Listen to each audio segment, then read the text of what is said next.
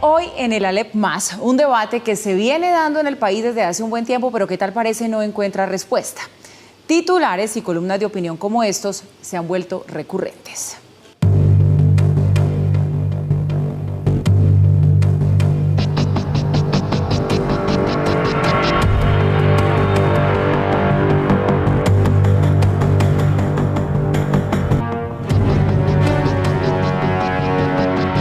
La crisis de los partidos políticos, ¿es real, es bueno o es malo, afecta a la democracia o se trata de una nueva manera de hacer política?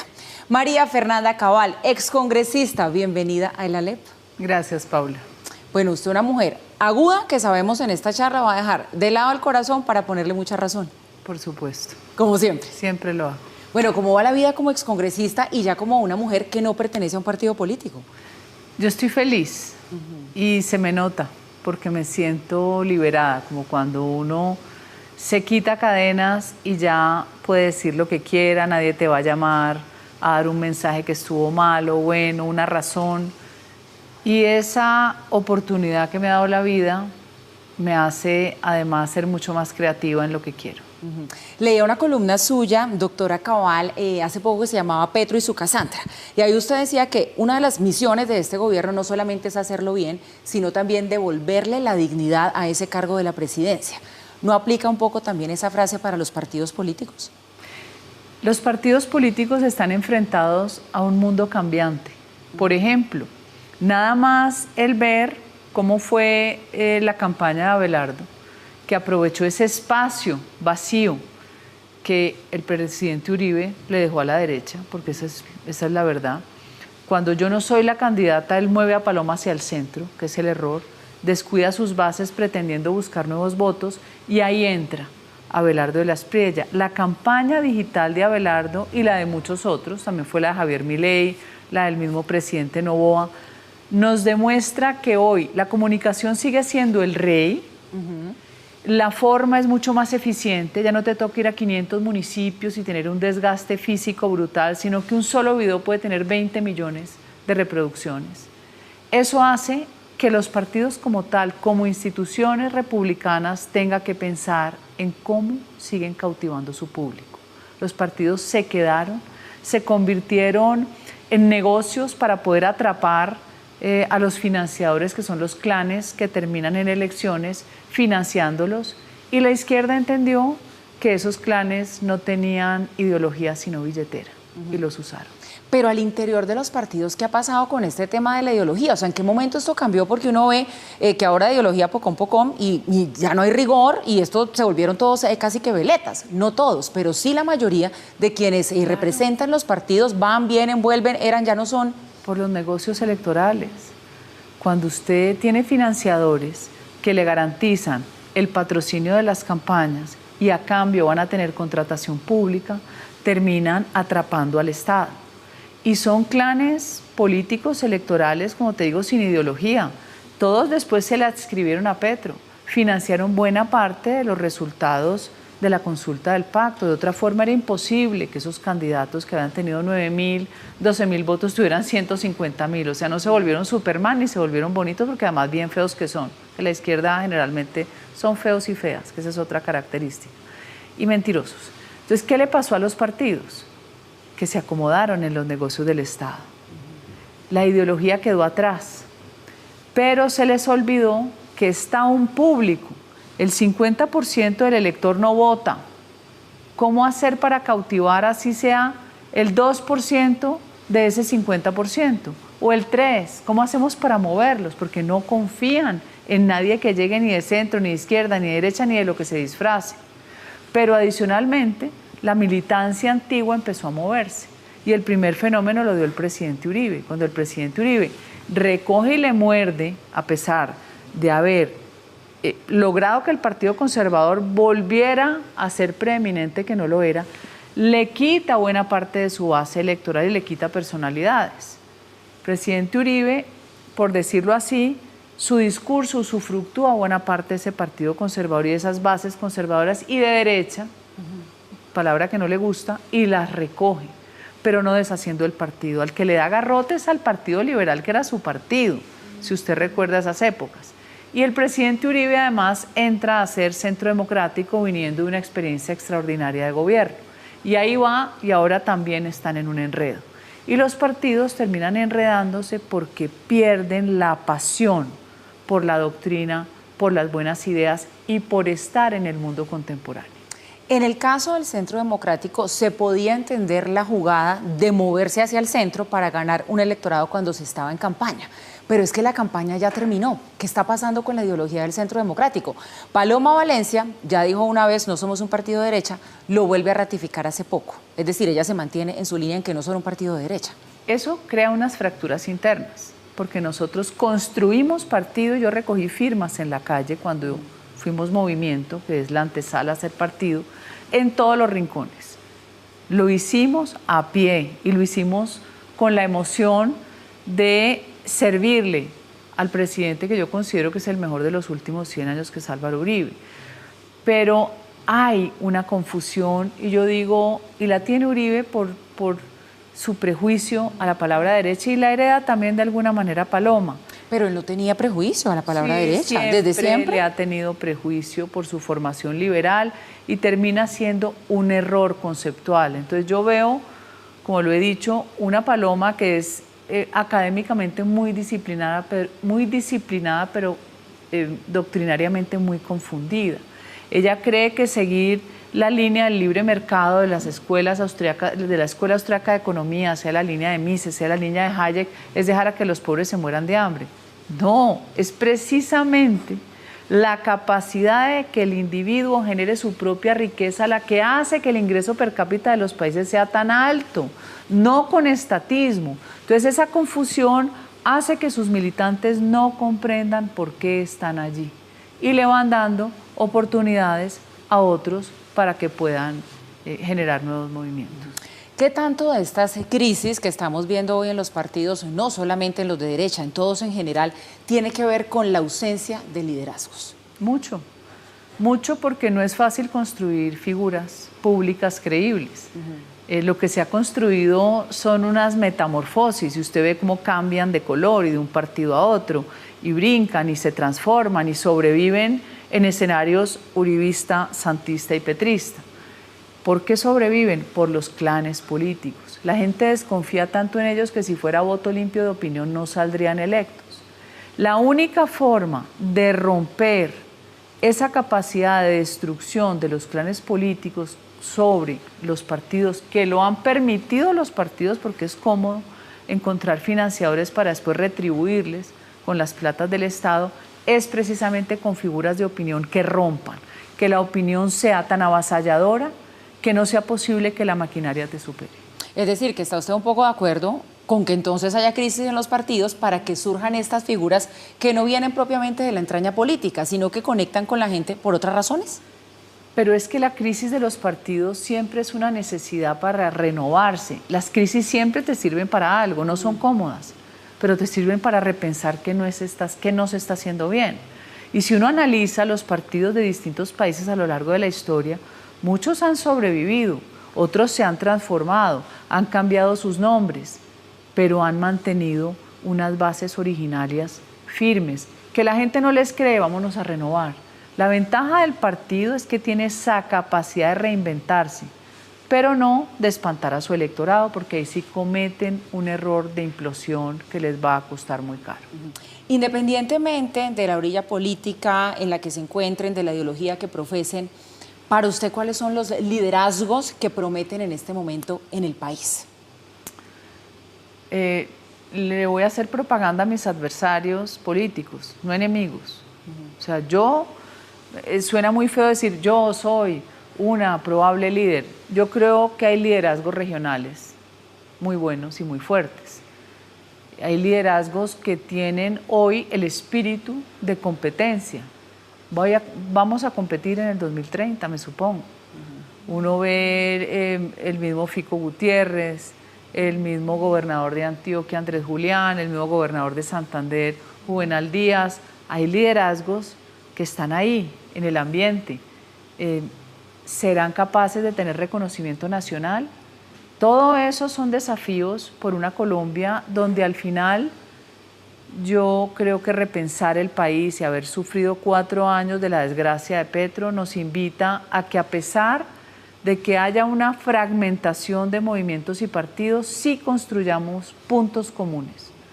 La izquierda le gusta hablar de un acuerdo nacional para después hacer lo que le dé la gana, pero Álvaro Gómez entendía un gran acuerdo nacional sobre el acuerdo sobre lo fundamental. ¿En qué definitivamente estamos de acuerdo? ¿En que haya seguridad? ¿En que no nos maten? ¿En que haya justicia imparcial? ¿Y en que definitivamente no? Que es el modelo económico. O algunas ideas de cómo usted educa a su ciudadanía, lo público, lo privado, una mezcla de los dos. Ya esas fórmulas que se derivan de un gran pensamiento que nos une es lo que nos divide, que puede convivir mientras no sea el fusil el que determine la decisión. ¿Y se ve usted también, doctora Cabal, como parte de esos nombres que entran, que caben en esa bolsa para esa renovación de liderazgos políticos? Porque usted, bueno, usted ya ha dicho que quiere lanzar su propio partido. ¿Cómo va eso? Claro, es que yo llevo 15 años guerreando por ideas de libertad. Yo llevo 15 años construyendo una plataforma que no ha sido nada fácil. Y no voy a decir que por mujer, porque no me voy a victimizar, no me gusta. Pero es tan difícil uno ir en contra de corrientes que han capturado la opinión, muchas veces con falsa narrativa. Y la derecha cobarde les ha permitido esa conquista, por ejemplo, la disputa por la memoria. ¿Quién mató más? ¿Quién es más malo o menos malo? O sea, lo hemos probado todo, en un nivel de laxitud donde las víctimas simplemente son usadas con fines propagandísticos. Yo siento que si uno tiene más claridad con el elector y sabe comunicar, que en eso la izquierda le ganó a la derecha la pelea, con historias cortas, emocionales, diciendo mentiras. ¿A nosotros qué nos faltó? Enfrentar la mentira y ser más atractivos. Menos cifras, menos cuentos largos y conceptos que nadie entiende. Volvámonos sencillos y simples, interpretémonos el metro cuadrado de la gente. Hace 4 años, Paula, yo creé la Fundación Escuela Libertad para hacer batalla cultural pura y dura. Ahí estoy, en el enfrentamiento y el debate de ideas. Yo conozco a Kast hace 10 años, a Milei hace 9 años, a Abascal hace 7 años, y mire cómo van. O sea que tenían la razón, teníamos la razón, y yo sí quiero jugar para la presidencia del 2030. Y quiere jugar para esa presidencia inspirado en las ideas de estos gobiernos de América Latina de derecha que están hoy en día mostrando sus resultados, Bukele, Milei. Más te diría yo porque no son comparables. Uno puede juntarlos, pero son distintos. Bukele es distinto. Bukele le devolvió a su país el poder vivir y sobrevivir en una nación destrozada, pero destrozada por una cantidad de soluciones bárbaras que hizo Naciones Unidas y muchos países nórdicos. No sé si los gringos estuvieron ahí cuando juntaron a la guerrilla después de la guerra civil con el ejército y terminaron en los maras. O sea, ese experimento salió pésimo. Bukele devolvió esa tranquilidad, la gente lo adora, pero yo no creo en el reelección indefinida. La reelección indefinida es una dictadura. Por ejemplo, para ustedes esa será una línea roja en su partido. Cero. No, esto no. Aquí no hay genios, no hay héroes, no creo en el caudillismo, por más de que haya figuras destacadas, no. Milei me encanta por su capacidad controversial, porque logró que los jóvenes entendieran que toda esta kirchnerismo, toda esta historia de justicialismo, lo que venía del peronismo, lo que los iba a dejar era sin país. Y lo logró con sus mismas formas, desparpajada, diciendo groserías que allá se pueden decir más fácil que aquí. Y ganó, y va muy bien en un país destrozado económicamente. Kast es otra figura distinta, porque Kast es católico conservador y católico practicante de misa diaria. Y hoy es más criticado ir a misa que ser miembro de un grupo que quema la nacional o apuñala a sus compañeros. O sea, hoy es malo ser normal y ser bueno, es bueno ser anormal. Entonces yo veo que en las diferencias que hay entre los distintos, que me gusta de alguno uno, de alguno otro, al final nosotros tenemos que rescatar el que ser de derecha nace de ideas mucho más antiguas que las ideas de las economías de libre mercado de la Escuela Austriaca de Economía. Nace del liberalismo clásico que rescata la dignidad humana y eso no se nos puede olvidar. Veamos cómo ha sido la lucha del ser humano por sobrevivir Yo recuerdo mucho las palabras de Thomas Jefferson cuando él magistralmente, redactando la Constitución de los Estados Unidos, que es uno de los padres fundadores, dice que la Constitución es una cadena para que los gobiernos no acaben con la libertad de sus ciudadanos. Eso es magistral. Tengamos instituciones republicanas serias y eficientes, pero que no atenten contra mi libertad. Con todo este análisis que usted ya ha venido haciendo después de lo que pasó en la campaña presidencial y que veo que lo tiene absolutamente claro, ¿tuvo la oportunidad usted este análisis de compartirlo con el Centro Democrático? ¿O eso nunca pasó? ¿Esta conversación no se dio? No, esta conversación la he tenido yo en muchos medios que seguro lo han oído y para mí es clarísimo que el presidente Uribe no entendió y sus asesores o cercanos no entendieron que el péndulo giraba a la derecha, que creyendo que Paloma podía vincular una línea más de centro y de centro izquierda y activista con Juan Daniel Oviedo, iban a lograr votos. Lo que hicieron fue un error fundamental que no puede cometer nadie en primera vuelta. En primera vuelta usted atiende a los suyos. Los suyos era la base conservadora, los suyos eran iglesias católicas, cristianas, veteranos. No los aleje, no los asuste, trayendo otros que no son parte de su plataforma de doctrina. Ahora, no lo digo por la condición sexual de Juan Daniel. Yo soy amiga de él, yo voté por él a la alcaldía, pero su forma de hacer campaña terminó generando un inmenso desacierto en esa militancia y terminó, Paula, en un resultado catastrófico para el partido. ¿Con Paloma Valencia habla? No, tampoco. ¿Esa comunicación está rota? No rota porque yo no he peleado con ninguno. Yo expreso mis ideas, ella fue mi compañera de curul, hicimos una dupla magnífica, yo creo que es una excelente senadora, una de las mejores en el Congreso. Nos destacamos por combativas, por tener conocimiento, más allá del conocimiento básico, tenemos formación intelectual y las elecciones siempre terminan generando fracturas que no duran, eso después se sana, o sea, no tenemos nada que habernos reprochado distinto a ideas de campaña. Es decir, que de pronto podemos ver en el corto plazo una foto de ustedes dos otra vez. No hay ningún problema de tener fotos de nada, no tengo problema, ni siquiera con el presidente Uribe, que si mañana hay que sentarse, pues ni él muerde ni yo no muerdo. No, uno no debe pensar así. Y eso sí, una lección que me quedó de vida, es que uno no debe comprar los enemigos de los amigos de uno. Los enemigos de los amigos de uno son de ellos. Uno no tiene por qué sumar más enemigos por generar solidaridad. Vienen, doctora Cabal, elecciones regionales. Esa es la próxima campaña que arranca ya dentro de muy poquito. ¿Cómo juega la crisis de los partidos en lo que pueda pasar en estas elecciones? ¿Ve usted algún riesgo o por el contrario oportunidades? Veo que las firmas van a volver a tener relevancia. O sea, candidatos por firmas. Candidatos por firmas, impresionante. Los municipios pequeños es más fácil y en los municipios pequeños ganar una alcaldía con alguien de opiniones más sencillo que en un municipio que sea más complejo, que esté más contaminado. Ganar un consejo, se necesitan menos votos, la gente se reconoce en los municipios que son pequeños. Ahí hay que hacer una fórmula estratégica de campaña porque muchos van a querer salir sin el aval de partidos o por firmas y con algún aval o coaval. Pero esa diferenciación va a marcar la pauta para que la opinión vuelva y juegue en estas elecciones. Pero esto también favorece a los outsiders. ¿Le gustan los outsiders en la política? ¿Le gustan? Me gustan mucho los outsiders porque se atreven a hacer política en un país que es difícil por el nivel de captura del Estado. Y que claramente el nuevo presidente lo podemos calificar allí, es un outsider. Sí, claro, total. Él aprovechó una oportunidad y la tomó. O sea, el bobo el último. Él aprovechó el espacio que tenía listo, con el mismo discurso, con ideas, con frases, y caló en una ciudadanía llena de miedo por la prolongación del desastre de Gustavo Petro, que yo he dicho que Petro es peor que el COVID o COVID-2, y ese miedo lo logró transformar en esperanza.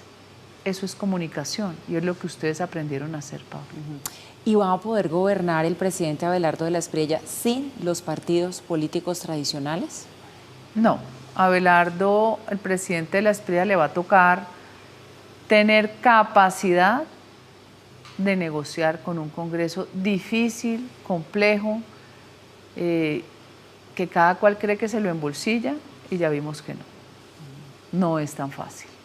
Aquí el presidente Uribe prefirió asumir un costo político muy alto en su alianza con el pacto para demostrarle al gobierno que no era el todopoderoso, que esos votos que creía que tenían no los tenía, y es un campanazo para este gobierno. Gobernar este país es muy complicado, es un país anarquizado, un país violento, y hay que buscar sumar.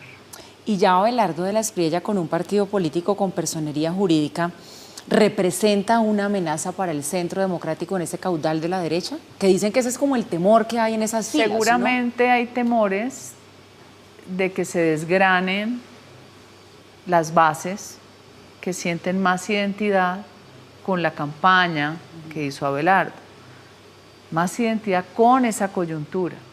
Ahora, que como partido pueda lograr muchas cosas sin haberlo sido, ya nos corresponderá esperar para ver qué sucede. Eso no es soplar y hacer botellas, esto es más complejo. Pensamos todos que usted iba a tener algún rol, algún papel dentro del gobierno de Abelardo de la Espriella. ¿Qué pasó? ¿No hubo ofrecimiento o usted no quiso? No hubo ofrecimiento, pero hubo un mensaje que yo entendí, y es que el presidente no quiere que sus ministros hagan política. Y yo no voy a dejar de hacer política. Porque quiere ser candidata a la presidencia en 4 años. Porque quiero mi movimiento, quiero defender mis ideas de libertad, quiero seguir los debates que son los que enriquecen las sociedades. Me da mucho dolor este país, como quedó, me da mucho dolor que volvamos a la espiral de violencia, que es como si fuera un karma, una variable que no acaba, que respiramos durante Uribe y después vuelve otra vez el enredo y, en fin, el narcotráfico y la corrupción. Yo siento un compromiso muy grande con Colombia. Yo podía no hacer política, yo podía hacer otras cosas, pero es mi pasión. ¿Y el movimiento entonces en qué va? ¿Ya tiene nombre? ¿Cuándo lo va a lanzar? ¿Cuándo se va a hacer realidad? El nombre lo está escogiendo el público. Ah, ¿está haciendo convocatoria? Claro, ya han escrito montones. Nosotros tenemos grupos de Soy Cabal en WhatsApp, y entonces la gente escribe y escribe por Facebook también. Yo tengo un alcance muy alto en mis redes. Y por ahora va ganando uno que no es el definitivo, que se llama Democracia y Libertad. En eso estamos. ¿Cuándo se radica el movimiento? En la fecha que el reglamento lo dicta, que es 6 meses antes de la elección regional, de la elección de alcaldes y gobernadores. En ese momento ya se empieza la organización para la recolección de firmas, ya tienen que estar identificados los candidatos, vamos a ver con quién vamos a coavalar, en fin, todo eso vendrá después. ¿Y este país está preparado para darle la oportunidad a una mujer? A veces siento que no. Yo creo que eso es más también un prejuicio, así como el prejuicio de Uribe contra la palabra derecha por su formación liberal. Hablar que si la mujer eso no es, eso no, para mí ya no es un debate. Qué interesante. Yo estoy convencida de que somos completamente capaces, pero a veces siento que el electorado todavía cuando ve a una mujer a puertas de llegar a la presidencia, algo como que le dice no sabemos si sí o si no. Yo creo que está mal planteado el argumento, que yo lo dije en un principio y lo suprimí de las comunicaciones. Es decir, invocar en el discurso, Colombia sí está preparado para una mujer, quiero ser la primera mujer presidente de Colombia. Ya de una vez estás fragmentando una sociedad de hombres, de mujeres, adultos, viejos, adolescentes. No, el género aquí no importa.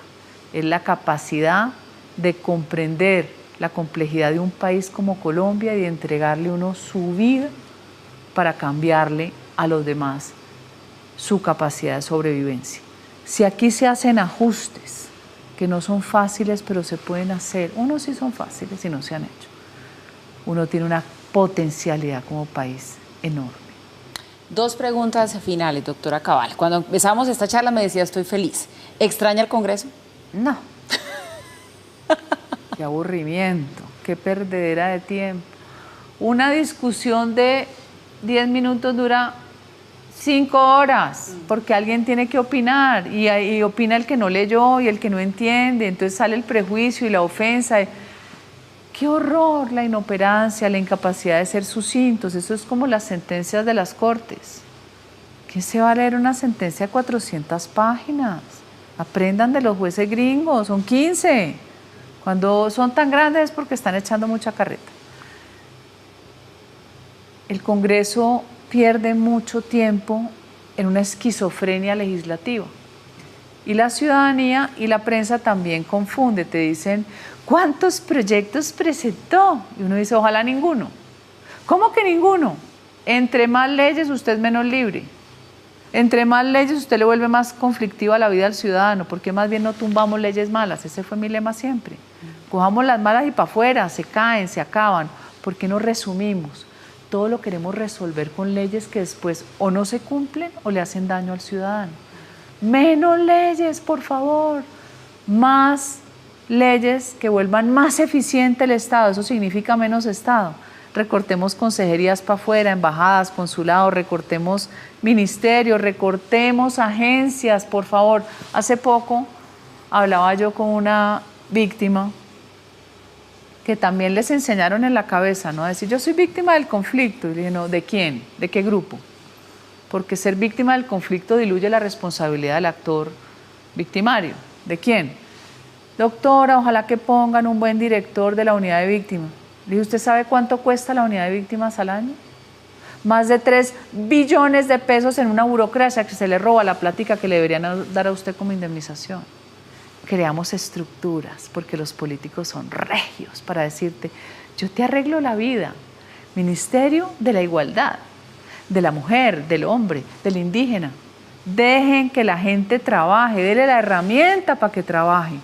Menos burocracia, más sentido común. Y la final, doctora Cabal, una frase en la que usted me pueda resumir sus expectativas con este nuevo gobierno. Ay, pero ¿cómo me la pones así? Yo sé que una frase no es tan pues fácil para un país que, imagínense en lo que estamos, pero una frase. Una frase. ¿Qué le diría yo al gobierno de Abelardo? Determinación, seguridad y eficiencia. Muy bien.